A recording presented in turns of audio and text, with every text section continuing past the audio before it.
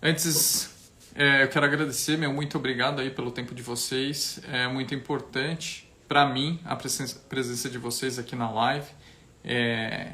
Vou compartilhar um assunto aqui sobre os desafios de segurança cibernética.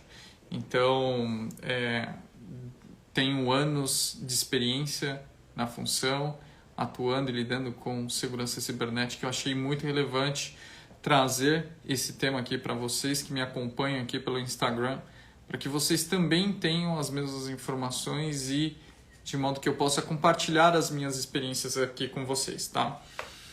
Então, é isso. Eu estou aqui em São Paulo, na capital de São Paulo, hoje 9 horas da noite. Procurei programar essa e as demais lives num horário que todos optaram por fazer esse horário, né, de modo que seja melhor para todos. Então está aqui o meu compromisso com todos vocês para que a gente tenha a live, né, todas as informações, tudo que eu for fazer aqui adequado com o que vocês pedem, tá? Então é isso. Bom, hoje, a live de hoje, eu trouxe uma pessoa, eu fiz um convite para uma pessoa que eu admiro bastante, muito bem conceituada no mercado, né? Super experiente em segurança da informação. Essa pessoa tem muita experiência, já passou por diversas empresas como líder, como pessoa, como pesquisador, como professor também. Então eu convido aqui o Alexandre. E aí, Ale, muito boa noite, Ale, boa meu noite, Fabião. amigo. Boa noite, pessoal. Uma honra estar com vocês aqui, Fabião. Boa noite. Legal. É um prazer, é uma honra estar com você aqui. Muito obrigado pelo seu tempo, pela sua presença, por estar disposto a compartilhar com essa turma que tem sede em aprender segurança da informação e trazer uma experiência, uma vivência como você tem dentro da área de segurança cibernética, passando por diversas empresas relevantes no mercado, já ter atuado em diversos cargos também muito importante. Ter você aqui conosco é um baita presente aqui para mim e espero que para os demais também que estão aqui conosco na live. E aí eu espero que a gente consiga atender a expectativa dessa galera que eles têm sede de segurança da informação. E bora lá falar sobre os desafios de segurança cibernética, tá? Então, pessoal, novamente, Alexandre, um baita profissional aqui com a gente. E aproveitem, eu vou fazer meu muito obrigado aqui, Ale, novamente. Muito obrigado também às pessoas que estão presentes aqui comigo. Reforçar aqui para todos que aqueles que querem fazer perguntas e tudo mais, utilizem a caixinha de perguntas, aproveitem esse momento com esse convidado aí, tão importante para mim, espero que seja para vocês também, que faça sentido para vocês, então usem a caixinha de perguntas. E, Ale, fica à vontade aí para a gente bater um papo sobre os desafios de segurança cibernética. Eu acredito que você já deva ter passado por diversos momentos complexos e também desafiadores, eu diria, na área de segurança, né? E também com os desafios de segurança cibernética. Então, vamos lá falar muito sobre isso, né? Então, acho que vai ser um bate-papo bem legal, tá? Eu preparei um conteúdo aqui para vocês, tá, pessoal? Acho que bastante importante aqui para vocês, né? Então, espero que faça sentido. E para que a gente dê início aqui aos desafios de segurança cibernética, as informações que a gente vai compartilhar aqui, eu acho que vale a gente fazer uma reflexão, tá? Então, quando a gente vai falar sobre segurança cibernética, o que eu acho que a gente precisa fazer? Primeiro, nos colocar com o olhar de um atacante, né? Será que o Ale caiu? Opa, Ale? tô aqui, tô aqui. Tá ao vivo aí? Ah, tá. Desativa o comentário. Hã? Desativa o comentário. Só um minuto aqui. Tá, ok. Então, eu acho que a primeira reflexão aqui é que a gente tem que fazer como profissional de segurança da informação é procurar nos colocar com um olhar de atacante, né? Porque só assim a gente vai conseguir defender as empresas. A gente tem que procurar entender o modus operandi dos atacantes, como eles se desenvolveram, como eles conseguem entender as fragilidades dos sistemas e uma série de outras coisas para que a gente aí sim consiga elaborar a melhor estratégia, o melhor nível de proteção, tá? Para que a gente evite os problemas cibernéticos que têm sido constantemente explorado e evoluído aí por esse nosso mundo aí, pelo que a gente já tem constatado, tá? Então, eu trouxe aqui um breve resumo, acho que é bem legal, porque quando a gente fala de segurança cibernética, a gente olha muito para o nosso momento, né, Ale? O nosso momento que é um momento difícil, muito difícil, que tende a piorar muito em razão da digitalização dos negócios, o crescimento exponencial da internet, diversas novas plataformas que estão sendo desenvolvidas e que muitas empresas, para serem competitivas, elas estão migrando para essas plataformas e que, obviamente, nos projeta riscos cibernéticos. E quando eu falo desse crescimento, tudo isso também já aconteceu lá no passado. Então, quando a gente volta anos e anos atrás, em 1950, para vocês terem uma ideia, atacantes não, pessoas que gostam que procuram entender sobre tecnologia, na época sobre computadores, sobre máquinas digitais, eles já exploravam algumas fragilidades, mas com um nível de curiosidade, algo que eles procuravam entender de modo curioso como as coisas funcionavam. E dessa forma que essas pessoas conseguiram explorar algumas falhas, entender o funcionamento e as brechas de sistemas que, desde lá no passado, né, a gente já existiam muitas brechas, né? Então, é algo que não é de agora, é algo que vem se desenvolvendo ao longo do tempo e que agora só se intensificou, certo? Então, a gente teve um cenário de crescimento ao longo de todo o tempo, né? A gente começou com o termo de cibersegurança em 1980, onde as pessoas buscavam conhecer e conheciam e exploraram algumas vulnerabilidades. Foi aí que instituiu o termo cybersecure, em 1980. Então, vocês vejam que é algo que não é novo. Cybersecurity não é novo. Não é porque é notícia, porque agora é que tem códigos mais evoluídos, códigos de persistência avançada e tudo mais. Não, muitas coisas já existiam no passado. E o termo cybersecurity foi desenvolvido lá no passado, em 1980.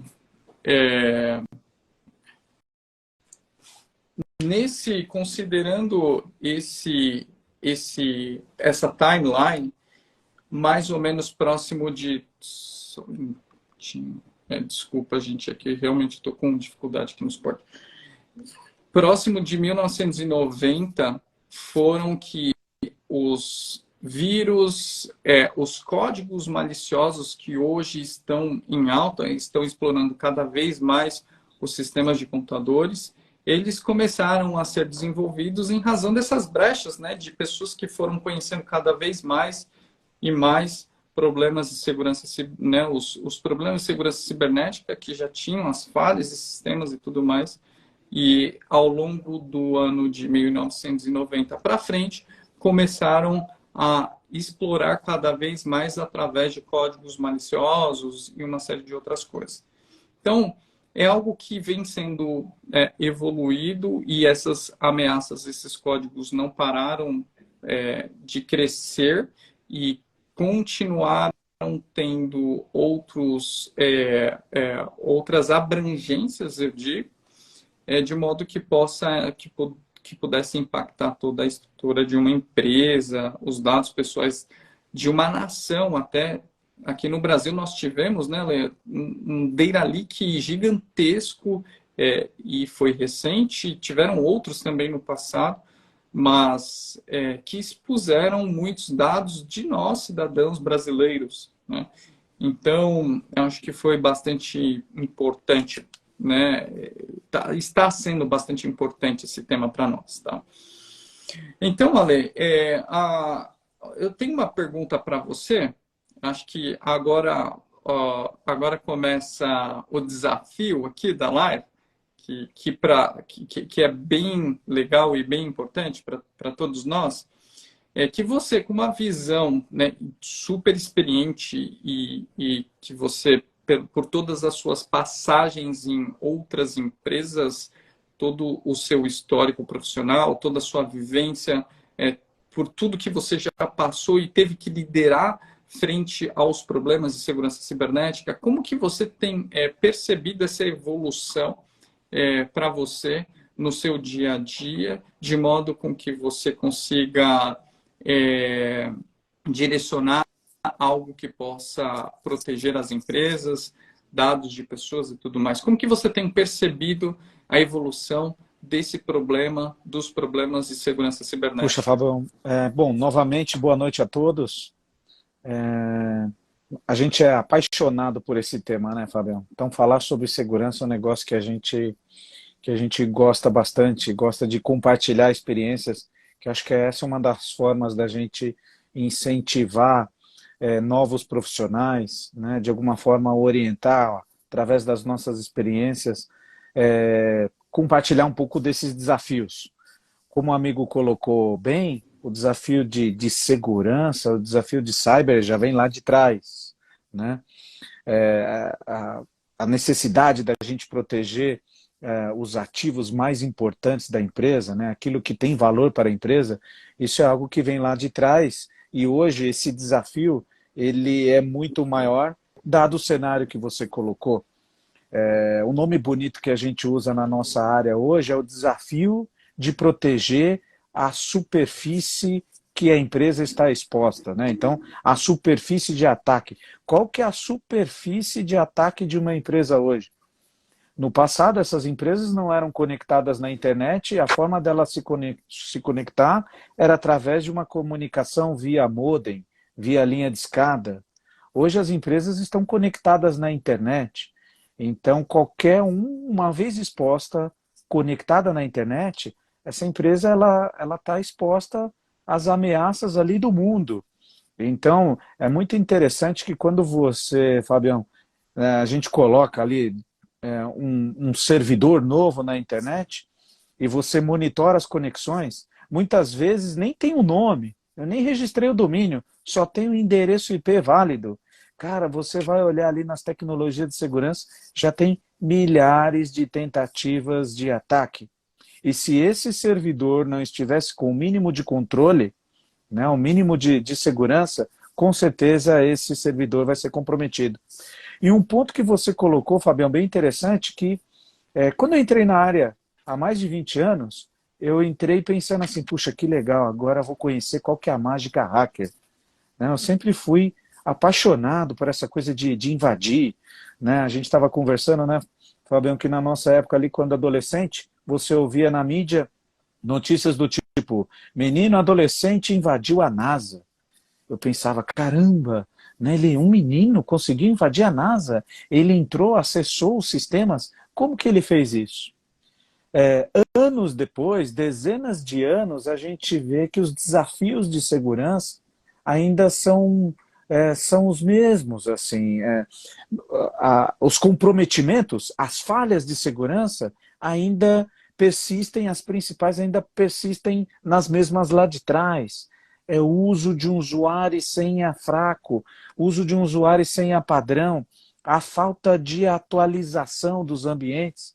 Essas são as principais falhas, né, que quando sai na mídia, vazamentos, né, como grandes vazamentos como esse, puxa, era alguma coisa, em muitos casos, era alguma coisa que estava exposta com acesso público, ou seja, qualquer um poderia copiar, ou era um sistema que tinha uma vulnerabilidade que permitia o dump, né, uma cópia da base completa, né? E aí a necessidade do profissional, além de saber segurança, ele pensar como você colocou bem, Fabião. O profissional de cyber, ele tem que ser curioso, ele tem que ser criativo, porque o atacante ele é curioso e ele é criativo. O atacante ele pensa nas falhas comuns e ele vai explorar aquilo que muitas vezes a gente não tem tempo de olhar porque alguém teve que implementar tudo rapidamente, não teve tempo de configurar. Mas opa, como eu disse antes, uma vez aquilo exposto, tem alguém que está olhando, vai achar esse servidor, vai comprometer, vai gerar investimento. Então, pensar, tem um colega que fala que tem que pensar, tem que ter a mente do mal. A mente no mal, no sentido, pensar como um atacante. Fábio, isso eu vejo que é um dos grandes desafios. Você aprende tecnologias de segurança, mas se você não aprende como esse hacker, né, o cracker, como uma gangue, o crime organizado pensa, né, como que você vai combater? Como que você vai controlar? Sem saber, sem conhecer o inimigo, né? Para poder combater hoje, eu preciso saber como é que ele pensa, qual que é a técnica que ele usa, qual que é a tática, qual o procedimento, para transformar isso em controles, para ser mais preventivo e menos reativo. Então, um pouquinho do desafio do profissional, Fabião, do cenário que a gente enfrenta hoje aí. Legal, muito bem colocado, também penso da mesma maneira, acho que a gente tem que se colocar, tem falhas que realmente são triviais, que os atacantes acabam utilizando para explorar vulnerabilidades, para fazer algum tipo de intrusão, e nós, profissionais de segurança, nós temos que estar atento a esse tipo de problema. Coisas que são triviais não dá para ser aceitável, né? Então, a gente sabe que eles vão explorar vulnerabilidades que são vulnerabilidades que podem ser corrigidas dentro de um programa de gestão de vulnerabilidade, por exemplo, e uma série de outras coisas, né? E o que mais me chama a atenção é que, assim, eu venho sempre lendo artigos, conversando com outras pessoas da área. Você é um grande colega que a gente troca bastante figurinha e a gente entende que, assim, as plataformas são as mesmas, né? Então, Windows, Linux, macOS, existe uma evolução de segurança da plataforma, mas os hackers, pelo que eu entendo, eles exploram essas plataformas usando, por mais que ele seja criativo e tudo mais, mas praticamente as mesmas táticas, né? Táticas e técnicas. Então, eles exploram, de fato, mais o lado humano das coisas, que é deixar desprotegido os ativos, as coisas e tudo mais, os ativos, os servidores, qualquer outra tecnologia, do que, de fato, ser algo que seja algo mais avançado. Existem os casos que são avançados, isso eu sei que existe, tem as vulnerabilidades Zero Day e tem outros atacantes que são financiados para ficar pesquisando até 6 meses por uma vulnerabilidade sistêmica e tudo mais. Mas não é na maioria dos casos. A gente vê que nas reportagens, as empresas que são diretamente afetadas por um por um incidente de segurança cibernética, são empresas que cometeram, que de alguma forma permitiram com que falhas triviais pudessem, né, estar abertas, igual você comentou bem aí, de coisas como remote desktop, com o usuário sem né, com o protocolo RDP acessível para a internet, com às vezes algumas falhas de atualizações desse protocolo. Então tem uma série de coisas que são triviais, que os hackers, eles não, no meu ponto de vista, não precisam fazer muito esforço, até mesmo porque quando a gente pega ferramentas de segurança como o Kelly, onde tem o Metasploit e vários outros scripts prontos, são essas ferramentas que muitos dos hackers iniciantes, talvez, eles usam para atacar as empresas. Então, de fato, concordo plenamente com você que, né, essas falhas, elas existem e que a gente tem que tomar o cuidado nós, como profissionais, temos que estar preparado e qualificado para identificar esses problemas básicos e propor medidas preventivas, né, que evitem essas situações, né? Então, isso Fabiano, olha que é bem interessante. importante. Você, Oi. na sua fala, me fez lembrar, né? Concordo plenamente contigo, né? Então, existe o desafio da gente tratar ameaças conhecidas e desconhecidas. As desconhecidas, como você colocou bem, são aquelas que a gente chama de zero day, né? São vulnerabilidades que o mercado não conhece, o fabricante, né, daquela tecnologia vulnerável desconhece. Só que os ataques com sucesso, 99% deles exploram ataques conhecidos, vulnerabilidades conhecidas, né? Esse 1% de zero day, puxa, é para situações quando uma nação ataca outra nação, né? Então um país atacando outro país, Yeah. né? E aí para isso ser mais stealth, né? Mais invisível, aí a gente usa vulnerabilidades desconhecidas.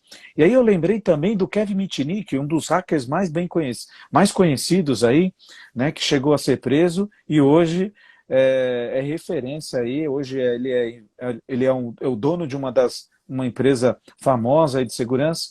Kevin Mitnick, ele fazia... Oi? Conscientização, De conscientização de segurança, conscientização, né, de né? pessoas. Então, olha como o mundo dá volta, né? E o Kevin Mitnick, na época que ele fazia um hacking ali mais para o mal, né, era um cracker, né, ele fazia um negócio que ele usava uma técnica chamada war dialing, né? O que era o war dialing? Ele pegava um discador, né, ali um modem, ele identificava uma empresa-alvo, conseguia identificar o prefixo de telefone daquela empresa e aí ele fazia uma descagem automatizada, uma varredura no range daquele prefixo.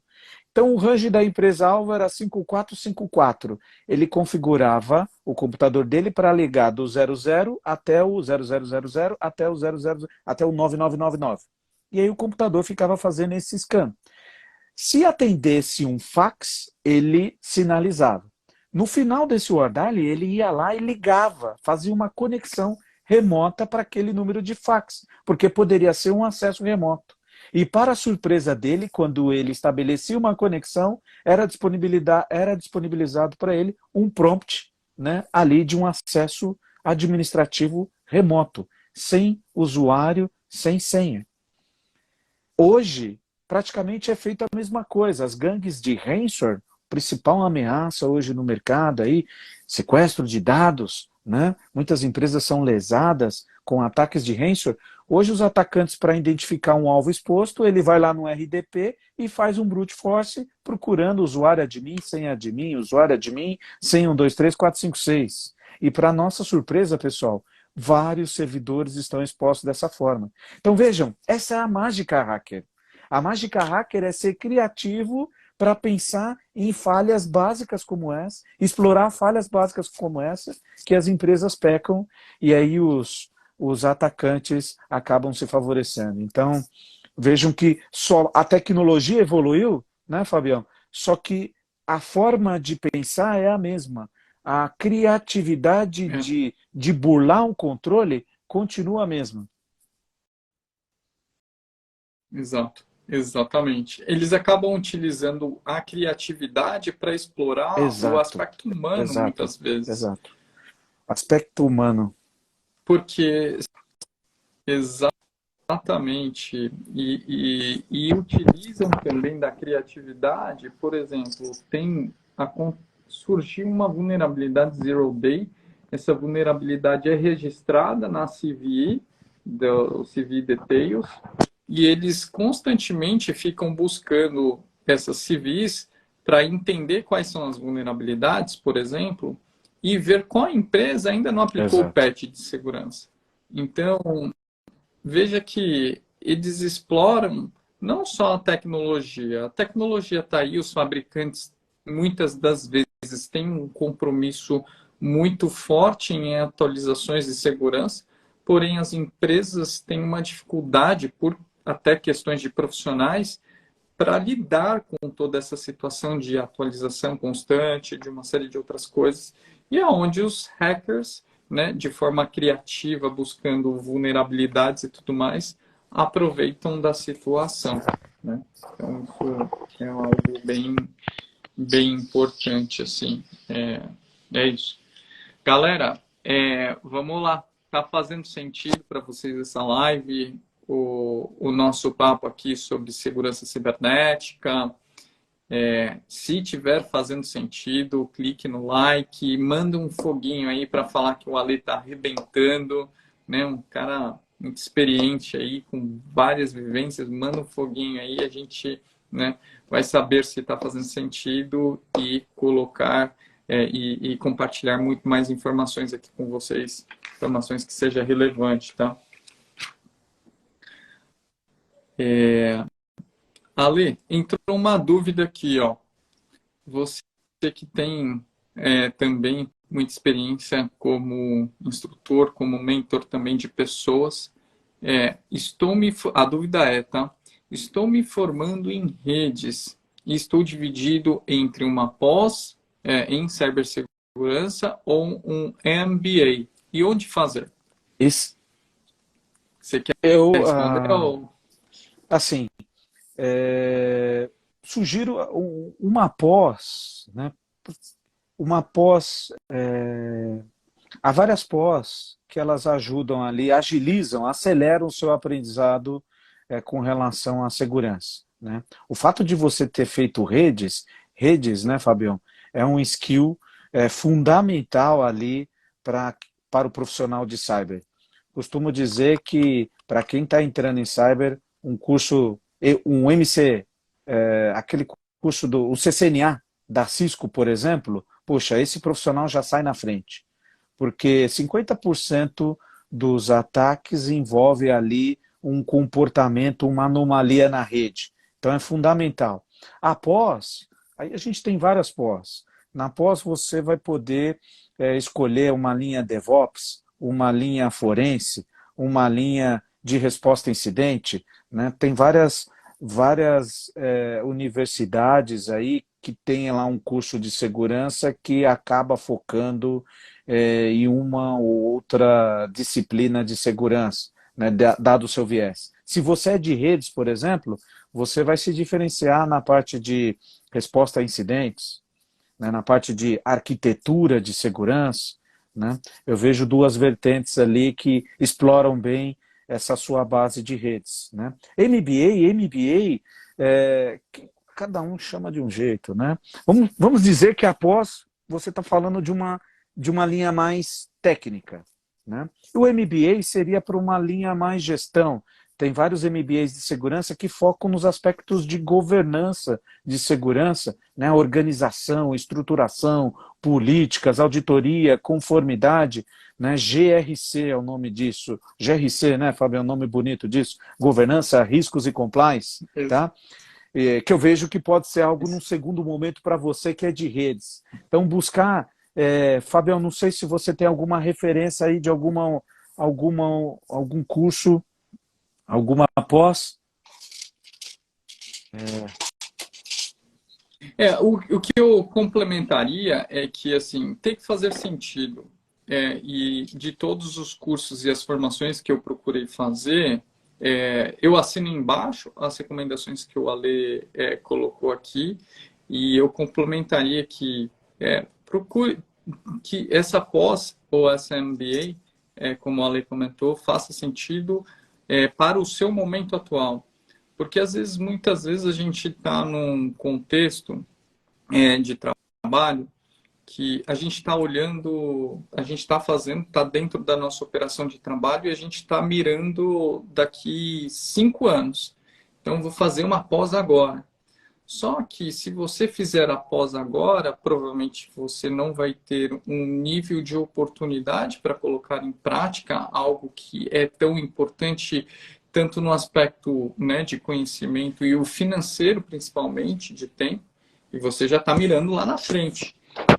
Procure fazer algo ou algum curso que qualifique você melhor para um próximo nível, porque aí sim você vai conseguir subir rapidamente, você vai conseguir explorar essas oportunidades, as oportunidades que esse curso te proporcionou rapidamente, e após vai ficar cada vez mais perto. Um MBA, talvez, se você tiver numa posição mais gerencial ou de coordenador para cima, talvez faça bastante sentido, de modo com que você, né, você vai conseguir de forma, você vai conseguir liderar e colocar em prática na sua liderança o que você for aprender na MBA, algo que, né, você vai conseguir colocar mais em prática ali. Então, eu diria que é isso, que procure entender se faz sentido, e se fizer sentido, faça, mas também faça e procure tirar muito proveito dessa pós. Faça com que ela renda financeiramente para você, que te renda promoções, que te renda conhecimentos, experiências, networks, principalmente, para que você consiga aproveitar muito bem, porque é um investimento caro e um investimento Complementando, relevante, né? Fábio, um outro caminho também pode ser algo intermediário, né? Se você acabou de terminar o curso de especialização aí em redes, um curso mais fundamental, Fabião, para te dar uma visão alto nível das disciplinas de segurança, pode ser também um caminho para você direcionar melhor e aí ter uma maturidade maior ali para selecionar o tipo de pós, né? Que você pode fazer para se aprofundar. Então, um curso que te introduza de uma forma ali mais rápido, num período curto, menos investimento, para você ser mais assertivo ali no caminho que você quer seguir. Porque uma das coisas bacanas na nossa área é que agrada todo mundo, né? Agrada, como o Fabião colocou, quem quer ser mais líder, quem quer ser mais gestão, e você também tem oportunidades para quem ser mais técnico. Hoje, você pode ter 50 anos trabalhando como técnico, ganhando como um gerente. Então, o mercado já entendeu que sim, eu também preciso de profissionais experientes e técnicos. É aquele cara do parafuso de 1 milhão, sabe? Que, pago 1 milhão, poxa, mas você levou 1 minuto para resolver isso? Sim, mas foi só apertar um parafuso? Sim, porque é isso, né? Exato. Não, com certeza, com toda certeza. Legal, Ale, acho que é isso daí. E tem oportunidade para todos, né? Tem oportunidade para todos. E aproveitando, e eu acho que tá tão legal essa live, porque a gente não combinou nada, e você comentou num aspecto bastante importante, que é a importância do profissional ter uma visão holística, né, das coisas, não só uma visão muito pontual. Eu quero me especializar em Red Team, entender que cibersegurança é Red Team, por exemplo, pentest, algo do gênero, e querer se especializar só nisso. É importante que o profissional tenha uma visão de um todo, né, que conheça pelo menos o básico do todo, né, segurança para redes, segurança em controle de acesso, criptografia, uma série de outros assuntos importantes e relevantes na área de segurança da informação, né? Então é isso. Ale, uma outra um outro ponto bastante importante que eu procurei trazer aqui é que, dado todo o histórico e a evolução do contexto de segurança cibernética, a gente viu muito o governo, de alguma forma, pegando carona nesse contexto, né? Isso tem se tornado um baita desafio para as empresas, porque GDPR, CCPA, né? GDPR para leis de proteções de dados da União Europeia, onde que nosso país também é corresponsável caso tenha empresas vazando dados de cidadãos europeus nos contextos de segurança cibernética, CCPA, que é a mesma lei, porém específica para a Califórnia. Aqui no Brasil nós temos LGPD, tem algumas coisas rolando também em outros países da América Latina. E o governo, de alguma forma, ele vem, todos os governos vêm criando estratégias e mecanismos para, de alguma forma, punir as empresas que vazam informações e tudo mais. Isso é benéfico porque, de alguma forma, a gente tira proveito, que a gente consegue proteger melhor as empresas, né? Consegue ter um respaldo legal para proteger as empresas no contexto de segurança cibernética. Mas, por outro lado, tem um desafio gigante, porque caso a empresa tenha um vazamento de informação, e quando a gente fala de segurança da informação, a gente fala que não é 100% seguro, nada é 100% seguro, e por esse motivo a gente tem outro lado da moeda, que é a empresa diretamente exposta, mesmo com que ela, né, mesmo com que ela cumpra todos os requerimentos, todos os requisitos de segurança. Como que você vê esse desafio aí, quando a gente fala de uma questão mais legal, assim, né, das coisas? Como que é o seu, né, no dia a dia ali? Como que te impacta diretamente nessa liderança do contexto de segurança cibernético versus a exposição de dados alinhado às legislações que a gente tem? Um dos principais motivadores, Fábio e pessoal, de investir em segurança sempre foi ou um incidente materializado, puxa, fui invadido, não investi em segurança e agora eu ganho todo o dinheiro do mundo para fazer segurança, porque isso me expôs, gerou impacto, executivos foram desligados, a empresa tem que dar uma resposta, faz um investimento forçado. Esse é um cenário. O outro cenário é quando é uma obrigação legal, né? Você tem setores mais avançados, como o setor financeiro, que tem lá um regulador muito forte com relação aos aspectos de segurança. Então, os bancos, sim, são obrigados a investir em segurança e provar que investe em segurança. Tem auditorias fortes, né, em cima disso. Outros setores não são tão regulados, né, como o setor do banco, mas você vê iniciativas no setor elétrico, por exemplo. O setor elétrico também sofreu muitos ataques. O setor de telecomunicações também ele é regulado e hoje é cobrado também de controle de segurança. E você tem leis, né, mais genéricas que acabam afetando todos os setores, como a LGPD, que força as empresas a se preocupar ali com privacidade de dados, que na verdade os controles de privacidade estão muito relacionados à proteção de dados. E é aí onde muitas empresas conseguem investimentos para poder não ter um problema lá da frente de receber, Fabião, uma multa de 40 milhões, caso ela tenha ali um incidente com vazamento de dados pessoais, dados sensíveis, né? Então, esse é o movimento. Ao mesmo tempo, você vê o governo brasileiro, por exemplo, então, vê as leis, de uma certa forma, forçando, obrigando as empresas. Tem um cenário hoje, Fábio, hoje, para o profissional, ele vive um momento que hoje é mais fácil justificar investimento em segurança.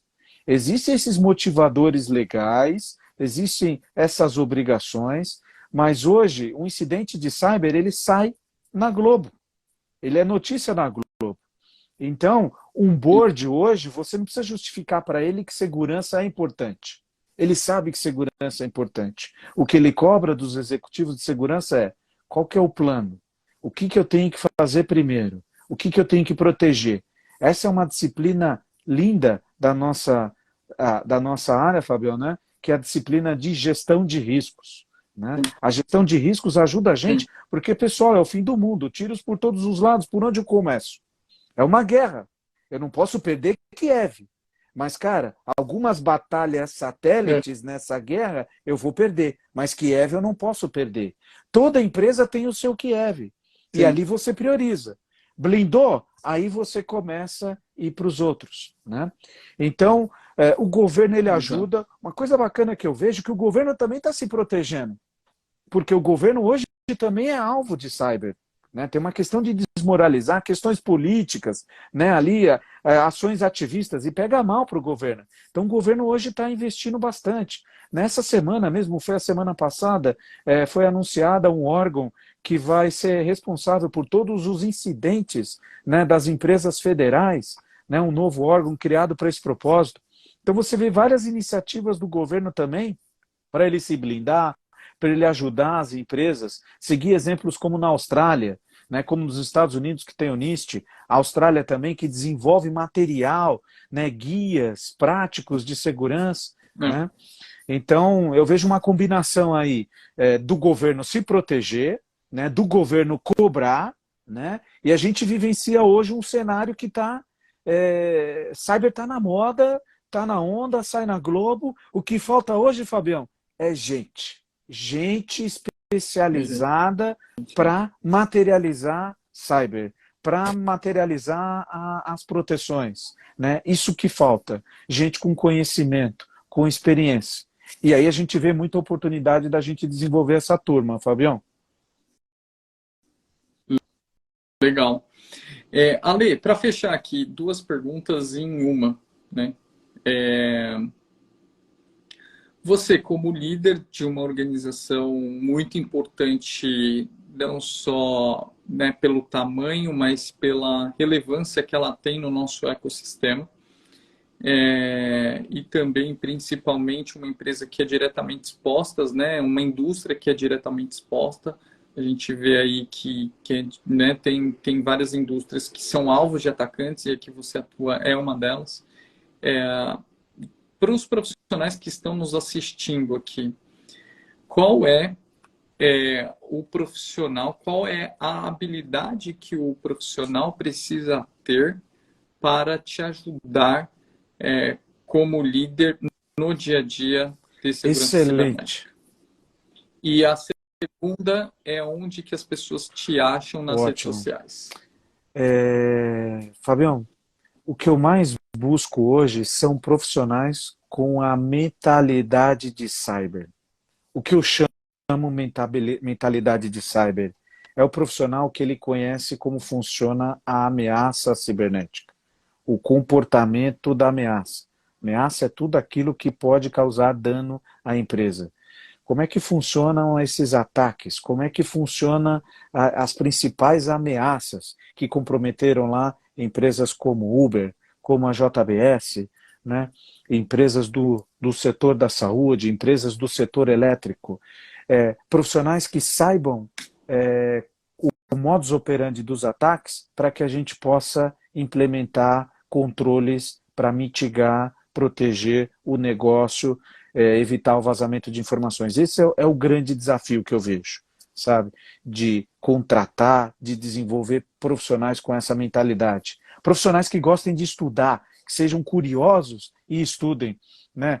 Fabião, a gente estuda todo dia, porque a gente é apaixonado e porque para sobreviver na área, a gente precisa estudar todo dia. E uma das minhas realizações, Fabião, profissional, é estudar um tema, um problema que está acontecendo e aplicar proteções para aquele tema, usando a teoria, aplicando essa teoria na prática, sabe? Legal. Então, puxa, pessoal, tem muita oportunidade na nossa área, mas falta profissionais preparados. Explorem, se desenvolvam, porque é uma área bastante carente. Busquem desenvolvimento na área de cyber, que vocês terão muita felicidade, muita satisfação, realização. Para me achar, eu estou lá no LinkedIn, procurem por Alexandre Domingos de Souza, né? E também pelo Twitter, a Domingos. No Twitter eu costumo retweetar várias coisas com relação a cyber. O Twitter é um canal que eu uso bastante para acompanhar profissionais diferenciados aí de cyber, então, mas no LinkedIn também é por onde vocês podem me achar, pessoal. Contem comigo aí, qualquer dúvida que vocês tiverem, alguma orientação, alguma diretriz sobre educação, desenvolvimento, contem comigo, pessoal.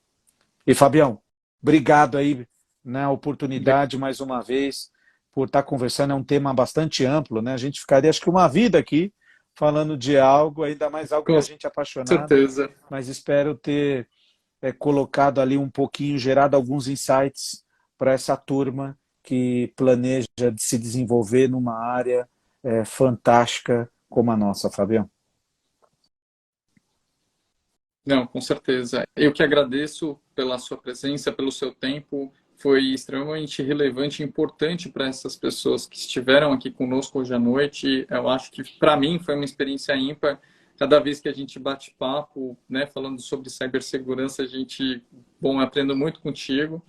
Então, quero agradecer de coração aqui, meu muito obrigado, tá?